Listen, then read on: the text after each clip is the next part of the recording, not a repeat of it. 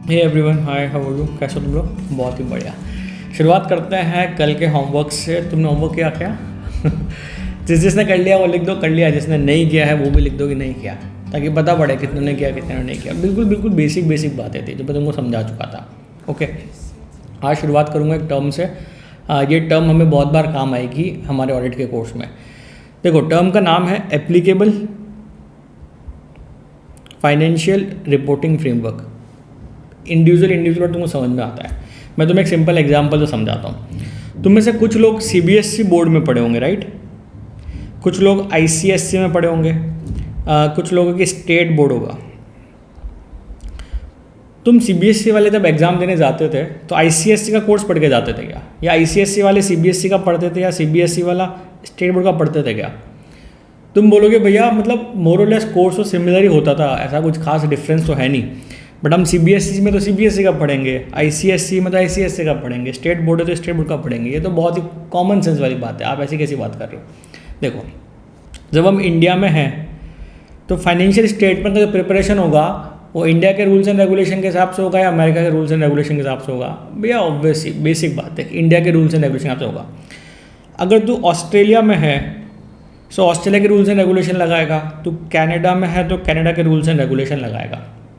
ठीक है, तो ये जो रूल्स एंड रेगुलेशन हम जो लगा रहे हैं अपने फाइनेंशियल स्टेटमेंट को प्रिपरेशन करने में, ठीक है, उसको हम क्या बोलते हैं? Applicable financial reporting framework. अभी इंडिया में अपने लिए एप्लीकेबल फाइनेंशियल रिपोर्टिंग फ्रेमवर्क क्या है? कंपनीज एक्ट, अपने अकाउंटिंग स्टैंडर्ड्स, अपने इंड एस। ठीक है, अगर मान ले तो अभी पावर कंपनी है, इलेक्ट्रिसिटी कंपनी है, टेलीकम्युनिकेशन कंपनी है, बैंकिंग कंपनी है, एनबीएफसी कंपनी है, तो तेरे पे थोड़े से स्पेसिफिक रूल्स एंड रेगुलेशन भी लगते हैं, क्योंकि इन सब के लिए अलग अलग अथॉरिटी, जैसे आरबीआई है तो आरबीआई बहुत से रूल्स निकालता है बैंक्स एंड एनबीएफसीज के लिए। तो ये जो रूल्स एंड रेगुलेशन जिनको यूज़ करके हम फाइनेंशियल स्टेटमेंट का प्रिपरेशन करते हैं उसे हम बोलते हैं एप्लीकेबल फाइनेंशियल रिपोर्टिंग फ्रेमवर्क। ठीक है, अभी मोरलेस इंडिया और ऑस्ट्रेलिया के में अकाउंटिंग स्टैंडर्ड में इतना डिफरेंस नहीं है, बिकॉज ग्लोबली हम आईएफआरएस फॉलो करते हैं, ऑस्ट्रेलिया भी ऑलमोस्ट वही फॉलो करता है, उसका हमने नाम रख दिया इंड एस। पर ऐसा नहीं है कि मैं बोल दूँ अरे सेम ही तो है। अरे सेम तो है, उसका मतलब क्या है? इंडिया में फाइनेंशियल स्टेटमेंट प्रिपेयर कर रहा है तो इंडिया के रूल्स एंड रेगुलेशन अप्लाई करने पड़ेंगे। उन रूल्स एंड रेगुलेशन को कंबाइंड वे में हम क्या बोलते हैं? Applicable financial reporting framework. हमारे केस में कंपनीज एक्ट वो क्या हो जाएगा हमारे लिए? एप्लीकेबल फाइनेंशियल रिपोर्टिंग फ्रेमवर्क हो जाएगा कंपनीज के लिए। क्लियर है? अभी एक थोड़ा सा लेवल अप करते हैं। यहाँ पे हम हमेशा बात करते हैं कि preparation of financial statement, but हमेशा बात सिर्फ प्रिपरेशन की मत करना, प्रिपरेशन प्लस प्रेजेंटेशन की करना। प्रिपरेशन में क्या होता है कि तुम इनको लेके बना लिया, बैलेंस शीट बना लिया, P&L बना लिया, कैश फ्लो स्टेटमेंट बना लिया, बट उसके साथ साथ नोट्स टू अकाउंट्स भी देते हैं, हमारी अकाउंटिंग पॉलिसीज़ क्या है वो भी देते हैं। जब तुम अकाउंटिंग स्टैंडर्ड पढ़ना चालू करोगे तुम्हें पता पड़ेगा हर अकाउंटिंग स्टैंडर्ड की अपनी डिस्क्लोजर रिक्वायरमेंट्स है कि भैया ये सब के साथ में तुम ये चीज़ डिस्क्लोज भी करना। So whenever we talk about preparation always include presentation also. Okay, चलो डेफिनेशन पढ़ ले। क्या एप्लीकेबल फाइनेंशियल रिपोर्टिंग फ्रेमवर्क की? देखो, applicable financial reporting framework means a framework adopted in the preparation and presentation of financial statement that is acceptable in the view of nature of the entity, objective of the financial statement or that is required by law or regulation। चलो अपने notes में क्या लिखोगे? Applicable financial reporting framework क्या होता है? यहाँ लिखो एप्लीकेबल फाइनेंशियल रिपोर्टिंग फ्रेमवर्क। इसको एफआरएफ बोलूँगा मैं आगे जाके कभी अगर बोलूँगा तो, ठीक है। सो this is required for preparation and presentation। ठीक है, पहला पॉइंट। सेकंड पॉइंट क्या था इसमें 3 वर्ड कैसे थे कि कैसे डिसाइड करेंगे कि कौन सा फाइनेंशियल रिपोर्टिंग फ्रेमवर्क है? यहाँ लिखोगे requirement of law and regulation, objective of financial statement और एक पॉइंट और था nature of the entity.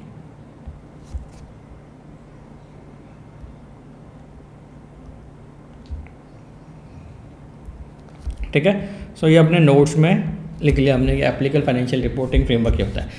Question आएगा एग्जाम में, क्वेश्चन में कोई नहीं पूछेगा कि एप्लीकेबल फाइनेंशियल रिपोर्टिंग फ्रेमवर्क क्या होता है।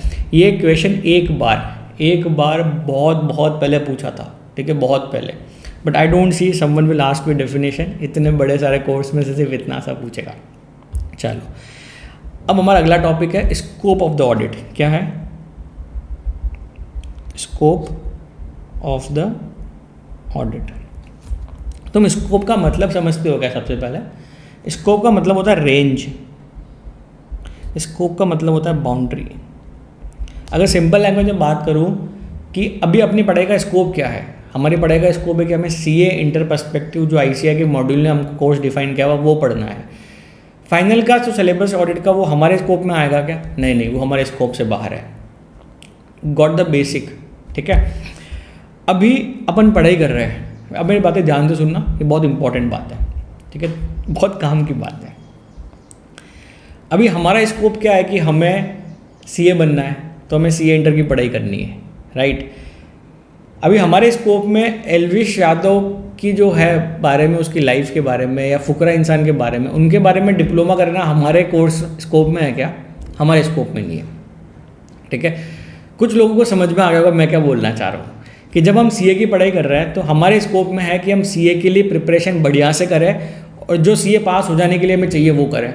एलवी यादव के बारे में डिप्लोमा कर लेंगे, फुकरा इंसान के बारे में डिप्लोमा कर लेंगे, बाकी और चीज़ों के बारे में डिप्लोमा कर लेंगे, तो वो हमारे लिए काम का नहीं है, क्योंकि वो हमारे स्कोप के बाहर है, ठीक है। मैंने मेहनत करके सीए बन गया, ठीक है, और मुझे जो ड्रीम कंपनीज में काम करना था मैंने कर लिया, आउट ऑफ इंडिया जाके काम करना था वो कर लिया, क्लाइंट के चार्टर प्लेन्स में ट्रैवल कर लिया। मैं जब आर्टिकलशिप कर रहा था 3 साल की, मैं कभी किसी जगह पार्टी वार्टी करने नहीं गया, कभी किसी बर्थडे ये सब नहीं करने गए, ठीक है, मतलब होटल्स एंड ऑल दैट में, बॉम्बे जैसी जगह में रह के।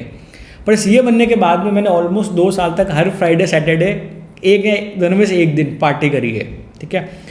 सो that life is waiting for you, but you have to understand right now that आपका स्कोप क्या है, कि आपको पढ़ना है। अब मेरी इस बात का अगर मान लो तुम कोई क्लिप निकाल के यूट्यूब पर अपलोड करते हो तो वो तुम्हारे स्कोप में आता है क्या? वो तुम्हारे स्कोप में नहीं आता है, वो मेरे स्कोप में आता है।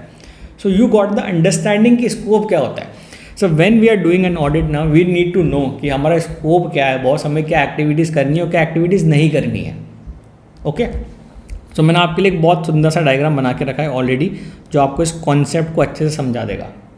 अभी एक बिजनेस होता है, उसमें बहुत तरह के प्रोसेस होते हैं, कई एक ही आदमी सारे प्रोसेस मैनेज कर रहा है, अगर छोटा है तो, बड़ा होगा तो कई लोग मैनेज कर रहे होंगे। कंपनी है फॉर एग्जांपल, अगर मिस्टर मुकेश अंबानी है, सो वो क्या सारा एक एक चीज़ देखते हैं क्या? नहीं, डिफरेंट प्रोसेस हैं, डिफरेंट डिपार्टमेंट के हेड है, वो काम मैनेज करते हैं, फिर अल्टीमेटली उनको रिपोर्ट करते हैं। तो that's how a corporate structure work. So एक कंपनी में जनरली कौन कौन से प्रोसेस होते हैं? एक होगा तुम्हारा परचेजिंग डिपार्टमेंट, जो सारी परचेज की जो रिक्वायरमेंट होगी वो सब हैंडल करेगा। एक होगा सेल्स डिपार्टमेंट, की कस्टमर का ऑर्डर आना, कस्टमर का ऑर्डर आपस सप्लाई करना, उससे पैसा रिसीव करना, वो सारा process. Production process technical process है कि यहाँ पे इंजीनियर्स होंगे, वो सब लोग होंगे जो कोई आइटम को प्रोड्यूस करते होंगे, अगर कंपनी मैन्युफैक्चरिंग है तो। सर्विस होगा तो सर्विस सेक्टर में प्रोडक्शन कुछ नहीं होता है, सर्विस दी जाती है।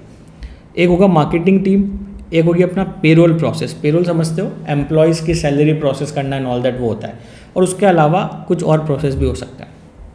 अब तुम कंपनी को कैसे देख रहे हो कि कंपनी एक तरह से बहुत सारे प्रोसेस है। अब ठीक है, इन हर डिपार्टमेंट में कुछ ना कुछ प्रोसेस डिफाइंड है काम करने का। जैसे परचेजिंग डिपार्टमेंट में प्रोसेस डिफाइंड है, क्या कोई भी आइटम परचेज करना है तो इसको अप्रूवल करना पड़ेगा, इतने अमाउंट तक का है तो ये कर सकता है, इसके अमाउंट ऊपर जाएगा तो इसको करना पड़ेगा। बाद में इन्वॉइस आएंगे, इन्वॉइस वेरीफाई होंगे, फिर इन्वॉइस की अकाउंटिंग होगी, वो वेरीफाई होगी, फिर किसी को पेमेंट करना है तो किसी की अप्रूवल होगी, इस लिमिट के ऊपर जाना है तो ये अप्रूव करेगा, ठीक है। तो ये सारे प्रोसेस हैं, तो ये सारे कंट्रोल्स हैं। अब इन सारे डिपार्टमेंट में ट्रांजेक्शन्स होते हैं। फॉर एग्जांपल यहाँ पे क्या ट्रांजेक्शन्स होंगे? परचेज के। यहाँ पे क्या ट्रांजेक्शन्स होंगे? सैलरी होगी। यहाँ पे क्या होगा? मार्केटिंग का एक्सपेंस होगा। यहाँ क्या होगा? इन्वेंट्री का होगा। यहाँ पे क्या होंगे? सेल्स होंगे, कस्टमर्स होंगे, यहाँ पे अपने वेंडर्स होंगे। अल्टीमेटली ये फाइनेंशियल स्टेटमेंट में आगे बैठेंगे सब चीज़ें। अब यहाँ पे क्या होता है? कंट्रोल्स डिफाइंड है। अब इन सब जगह पे क्या हो रहे हैं? ट्रांजेक्शन्स हो रहे हैं। अभी ट्रांजेक्शन के कुछ ना कुछ सपोर्टिंग एविडेंस होता है। यहाँ पे परचेज का इन्वॉइस होगा, सेल्स का इन्वॉइस होगा, प्रोडक्शन के रिकॉर्ड्स होंगे, इन्वेंट्री के रिकॉर्ड्स होंगे, एक्सपेंस के इन्वॉइस होंगे, सैलरी के स्टेटमेंट होंगे, बैंक स्टेटमेंट होगा। ये सब सपोर्टिंग डॉक्यूमेंट्स होते हैं। इसके बेसिस पे हमारे अकाउंटिंग सिस्टम के अंदर फॉर एग्जांपल अकाउंटिंग सिस्टम क्या हो सकता है, टैली हो सकता है, SAP हो सकता है, ऑरेकल हो सकता है। ये सॉफ्टवेयर्स के नाम है जिसको मार्केट में यूज़ किया जाता है। इन अकाउंटिंग सिस्टम इसके बारे में एंट्रीज की जाएगी। कहाँ जाएगी सब सारी, जर्नल में। 11th में आ गए भैया अपन तो। जर्नल से कहाँ जाएगी, लेजर में। लेजर से कहाँ जाएगी, ट्रायल बैलेंस में। ट्रायल बैलेंस से प्रॉपर्ली समराइज होकर कहाँ जाएगी, फाइनेंशियल स्टेटमेंट में।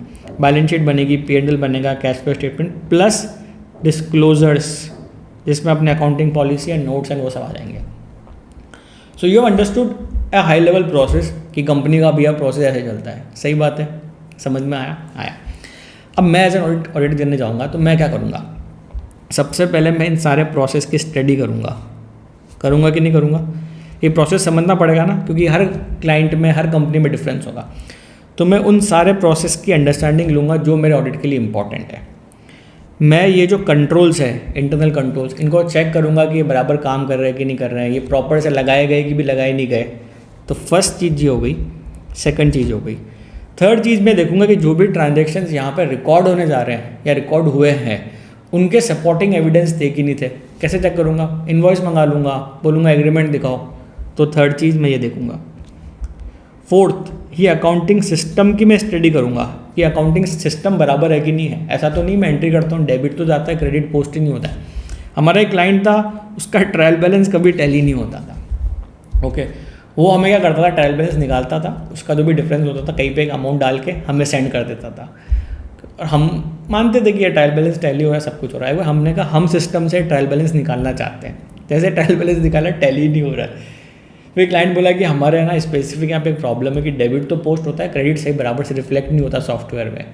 मैंने कहा तुम गुरु आदमी हो गया यार, फिर तुमको कैसे पता पड़ता है कि क्रेडिट कहाँ जाना चाहिए था। वो बोलता है कि हम ऐसे एडजस्ट कर लेते हैं, हमको एक्सपीरियंस हो गया। तो हमें अकाउंटिंग सिस्टम को भी समझना पड़ता है। ओके, उसके बाद में ये जर्नल से लेजर, लेजर से ट्रायल बैलेंस, ये सब तो ऑटोमेटेड होता है। ट्रायल बैलेंस में जो सारे अकाउंट्स है उसका यहाँ प्रॉपर्ली हम समराइज ही करते हैं इन्फॉर्मेशन को, और क्या करते हैं। तो जो इन्फॉर्मेशन ट्रायल बैलेंस की थी वो प्रॉपर्ली समराइज हो गई। मतलब ये फाइनेंशियल स्टेटमेंट और बेसिकली अपना जर्नल, अगर इन दोनों को मैच करें टोटल लेवल पे तो टैली हो जाना चाहिए। ओके, उसके बाद में बैलेंस शीट का preparation, P&L preparation, cash flow statement, disclosures, ये अप्रोप्रिएटली बनाए हैं कि नहीं बनाए हैं। जो रिक्वायरमेंट है अकाउंटिंग स्टैंडर्ड की वो कंप्लाई करी कि नहीं करी, कंपनीज एक्ट की या फलाना ढिकाना जो भी एक्ट अप्लाई होते हैं उनको यहाँ से बराबर दिखाया कि नहीं दिखाया। तो बेसिकली ये जो है ना, ट्रू एंड फेयर व्यू दे रहे कि नहीं दे रहे वो देखना होता है। समझ में आता है क्या? ये कॉन्सेप्ट समझ में आ गया कि अपन क्या क्या देखेंगे। 1 2 3 4 अपना ये 5 और बेसिकली 6 मान लो इसको। क्लियर है? चलो नोट्स में आ जाओ तो मैं फटाफट से कवर कर देता हूँ। स्कोप का मतलब क्या होता है? Scope refers to the range और reach of the something. Okay, ये एग्जाम में नहीं आता है, जस्ट फॉर अंडरस्टैंडिंग ज़रूरी है, इसलिए मॉड्यूल में दिया हुआ है। यहाँ पे इन्होंने बेसिकली फिर क्या डिफाइन किया कि यार ऑडिटिंग का फ़ायदा क्या है, कि पर्पस क्या है इसका, कि कॉन्फिडेंस बूस्ट करता है, credibility of financial statement improve हो जाती है। Confidence is achieved by expression of opinion by the auditor on whether the financial statement are prepared in all material respect in accordance with the applicable financial reporting framework. Applicable financial reporting framework क्या होता है वो अपने देख लिया। For example, in case of companies in India, financial reporting framework is Schedule 3 of the Companies Act. Schedule 3 basically क्या करता है, फॉर्मेट देता है कि ये बैलेंस शीट का फॉर्मेट है, ये P&L का फॉर्मेट है, ये तुम्हें डिस्क्लोजर करना है। हमारा चैप्टर नंबर जब 5 आएगा ना, वहाँ हम इसको देखेंगे। The following points are included in the scope of audit of financial statement. पहला, coverage of all the aspects of entity. When I am saying coverage of all the aspects of entity, basically we have to cover all the processes, adequately cover all the aspects of the entity relevant to the financial statement being audited. Aspect के लिए यहाँ पे तुम basically ले सकते हो process. Reliability and sufficiency of information. Information contained in the underlying accounting records and other source data is reliable and sufficient basis for the preparation of financial statement. Basically जो हमारे supporting evidence है वो सब होने चाहिए, बराबर होना चाहिए. The auditor make a judgment of reliability and sufficiency of financial information by study and assessment of accounting system and internal controls. देखो दोनों बताया मैंने तुमको यहाँ पे। हाँ, ये अकाउंटिंग सिस्टम बताया, ये यहाँ पे इंटरनल कंट्रोल्स बता दिए। अगला, proper disclosure of financial information. The auditor should also decide whether relevant information is properly disclosed in the financial statement. He should also keep in mind applicable statutory requirement in this regard. It is done by ensuring that financial statement properly summarize transactions and events recorded. I have used the exact word when I explained you this concept. Therein, by considering the judgment made by management in the preparation of financial statement, the management is responsible for the preparation of financial statement that we have already studied.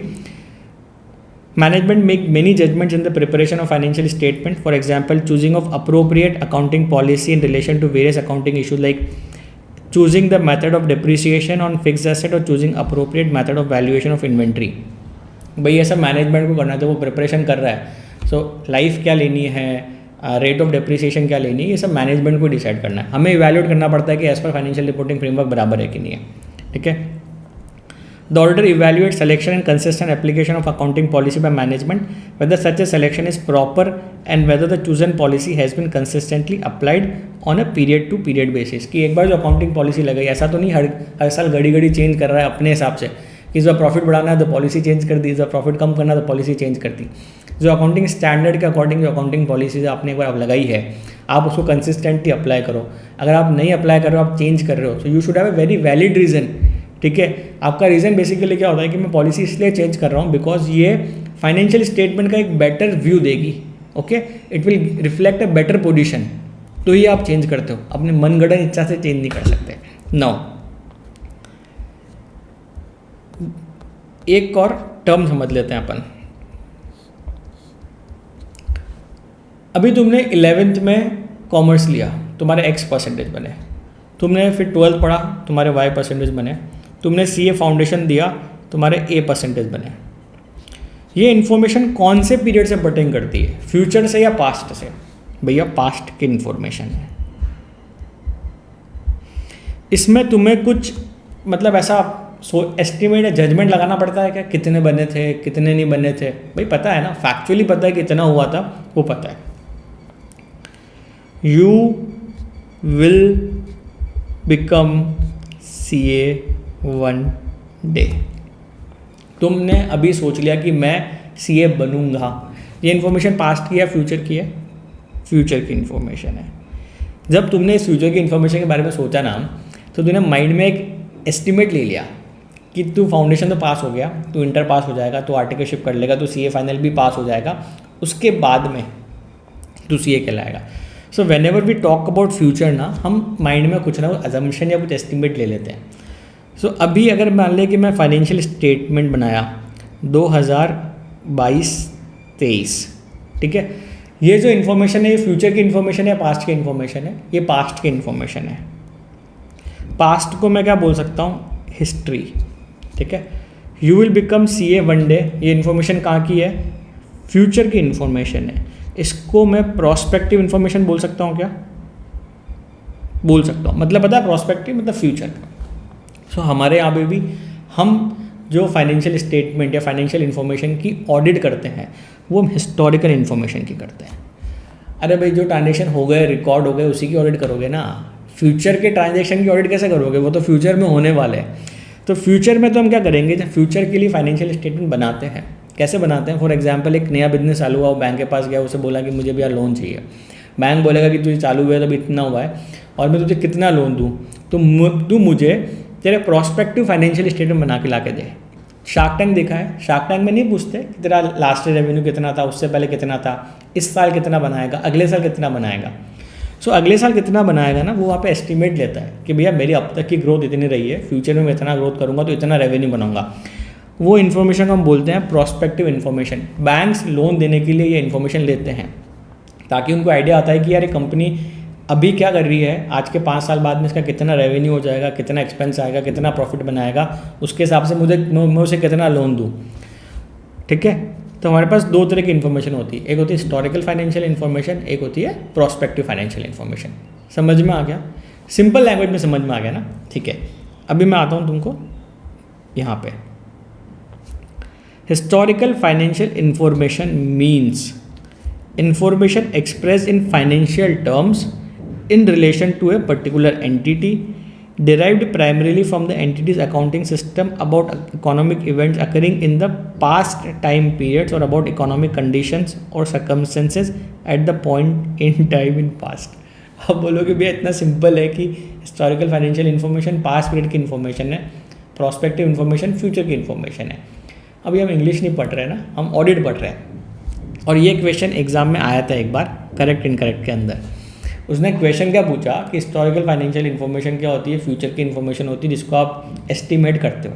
Then हमें उसका answer करना था incorrect कि historical financial information future की information नहीं होती है, past period की इन्फॉर्मेशन होती है, जबकि प्रोस्पेक्टिव फाइनेंशियल इन्फॉर्मेशन फ्यूचर की इन्फॉर्मेशन होती है जहाँ पे हम एस्टिमेट लेते हैं. अगर हम इस सिंपल इंग्लिश लैंग्वेज में आंसर लिखेंगे ना तो आउट ऑफ 2 हमें 1 नंबर मिलेगा. ठीक है, बट 2 नंबर लेने के लिए हमें थोड़ी सी स्टैंडर्ड लैंग्वेज लिखनी पड़ेगी. अब यार ये तो लिखनी ही पड़ेगी क्योंकि सब्जेक्ट टेक्निकल सब्जेक्ट है. अभी देखो, जब तुम अकाउंटिंग पढ़ते थे तो अकाउंटिंग बेसिकली क्या है, इकोनॉमिक इवेंट्स है. ठीक है, जिसको हम क्या बोलते हैं बेसिकली ट्रांजेक्शन्स को हम किस में मेजर करते हैं, फाइनेंशियल टर्म्स में. डेफिनेशन पता है ना अकाउंटिंग की. तो whenever we are referring to historical financial information ना, refer to the term accounting economic events, है ना, तो स्टैंडर्ड आंसर बन जाएगा. Historical financial information means information expressed in financial terms. क्या लिखने का है, historical financial information means information expressed in financial terms about economic events occurring in the past period or about economic condition or circumstances at a point in time. ठीक है, आज का तुम्हारा homework भी यही है कि तुम्हें ये डेफिनेशन को थोड़ा सा प्रॉपर लैंग्वेज में याद करके अपने नोट्स में लिखना है, क्योंकि जब एग्ज़ाम में क्वेश्चन आएगा अपने को 1 नहीं 2 में से 2 नंबर चाहिए. ओके, चलो क्लियर है क्या, क्लियर है. For example, when sales and purchase are reflected in the financial statement of an entity, these are the example of historical financial information. These are about transactions which have occurred in the past period. Therefore, audit of financial statement is based upon historical financial information. अभी तक जो हमने पढ़ा ना वो exam में से सिर्फ ये आता है. ठीक है, अब जो पढ़ने वाला है ना वो एग्जाम में ज़्यादा आता है कि स्कोप में क्या नहीं है. ठीक है, तो थोड़ा सा तुम्हें चिल आउट करता हूँ, मैं तुम्हें कुछ चीज़ें दिखाता हूँ. ओके, उससे तुम्हें मज़ा भी आएगा.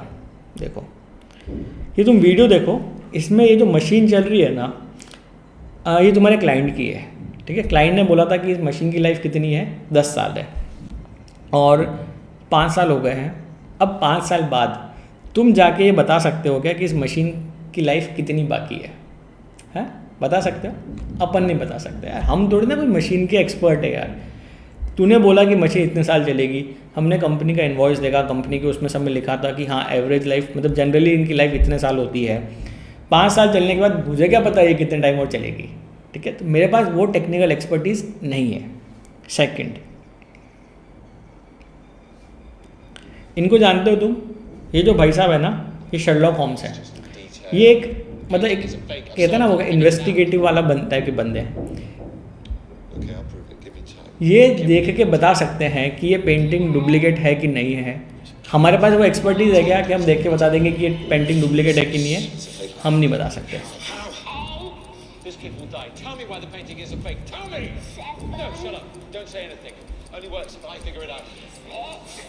ठीक है, यहाँ बेसिकली वैसा बताने की कोशिश कर रहे हैं कि पेंटिंग फेक है कि नहीं है. ठीक है, हमारे पास वो एक्सपर्टीज़ होती है क्या? हमारे पास वो एक्सपर्टीज़ नहीं होती है. अभी ये देखो एक और, यहाँ पे क्या कर रहे हैं, पुलिस डंडे मार रही है. हम क्लाइंट के पास जाके क्लाइंट ने इन्फॉर्मेशन नहीं तो क्लाइंट को डंडे मार सकते हैं क्या? साला इन्फॉर्मेशन नहीं तो देखो मारूंगा. अपन ऐसा नहीं कर सकते, हम प्रोफेशनल्स है यार. हमारे पास ये सब पावर्स भी नहीं है किसी को मारने की, सर्च एंड सीजर करने की. मूवी आई थी अजय देवगन की रेड, वो जाता है वहाँ जाके ढूंढता है, थोड़ी देर तो नहीं मिलता है, बाद में पता पड़ता है कि दीवार में छुपा रखा है, दीवार तोड़ के निकाल लेते हैं. हम क्लाइंट के पास जाके क्लाइंट के ऑफिस की दीवार तोड़ तोड़ के चेक कर सकते हैं क्या? हम ऐसा नहीं कर सकते. तो ये सब हमारे स्कोप से बाहर की चीज़ें हैं. चलो आ जाओ.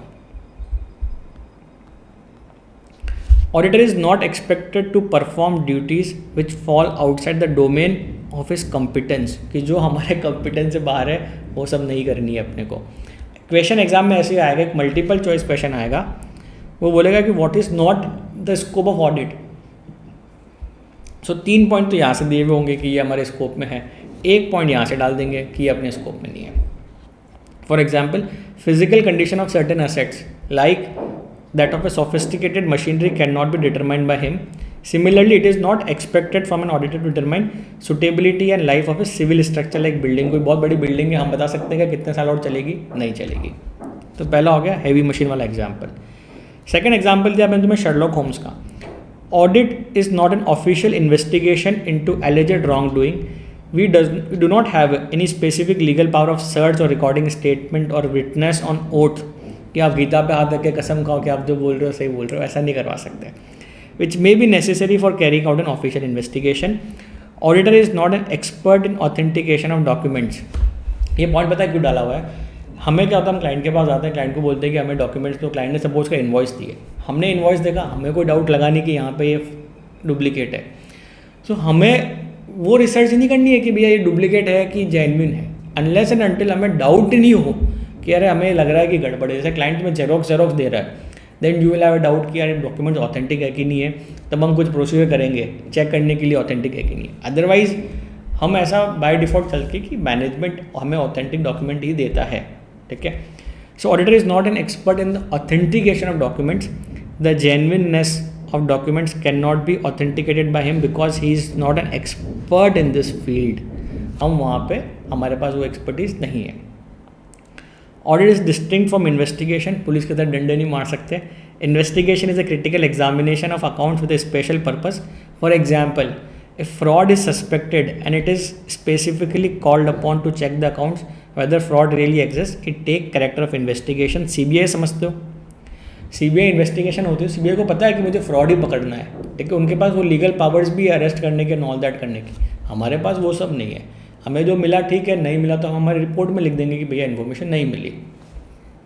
ठीक है. ये पैराग्राफ अभी नहीं पढ़ना है क्योंकि इसमें एक टर्म यूज़ हुई जो मैं तुम्हें एक्सप्लेन नहीं करी, नेक्स्ट क्लास में करूँगा. अब तुम बोलोगे भैया आपने ना नोट्स तो बनवाए नहीं थे कि स्कोप में क्या लिखा हुआ है इसलिए नहीं बनाए, यहाँ से कॉपी पेस्ट ही करना है. सबसे पहले देखो स्कोप ऑफ ऑडिट में क्या क्या आता है, फटाफट रिवाइज कर लेते हैं. Cover all the aspects of entity relevant to the financial statement, reliability and sufficiency of financial information, proper disclosure of financial information, expression of opinion on the financial statement. Multiple choice question के point of view से important है. Important है कि क्या हमारे scope में नहीं है. Preparation and presentation of financial statement, याद रखना ये अपने स्कोप में नहीं है, हमें नहीं करना है प्रिपरेशन, क्लाइंट को करना है. Duties outside the scope of competence of auditor, कि जो हमारे कॉम्पिटेंस से बाहर है वो हमें नहीं करना है. तो भैया आप बोलोगे कि फिर हम कैसे चेक करते होंगे भैया एंड ऑल दैट. जहाँ हमें ज़रूरत पड़ती है हम एक्सपर्ट की हेल्प ले सकते हैं. ठीक है. Expertise in authentication of document, की कोई डॉक्यूमेंट ओरिजिनल है डुप्लीकेट है वैसा करके हमको, हमारे पास वो एक्सपर्टीज़ नहीं है. And audit is not an investigation. ठीक है, क्लियर है, समझ में आ गया स्कोप में क्या आता है, हिस्टोरिकल फाइनेंशियल इन्फॉर्मेशन क्या होती है, एप्लीकेबल फाइनेंशियल रिपोर्टिंग फ्रेमवर्क क्या होता है, स्कोप में क्या नहीं आता है. आज का होमवर्क क्या है कि हमें हिस्टोरिकल फाइनेंशियल इन्फॉर्मेशन की जो डेफिनेशन है उसको प्रॉपर तरीके से याद करके लिखना है. क्यों लिखना है, इससे तुम्हारी आंसर राइटिंग इंप्रूव होगी जो आगे जाके तुम्हें एग्जाम में बहुत हेल्प करेगी. ठीक है. एक होमवर्क और है तुम्हारा, तुम बोलोगे भैया होमवर्क ही बहुत दे दो.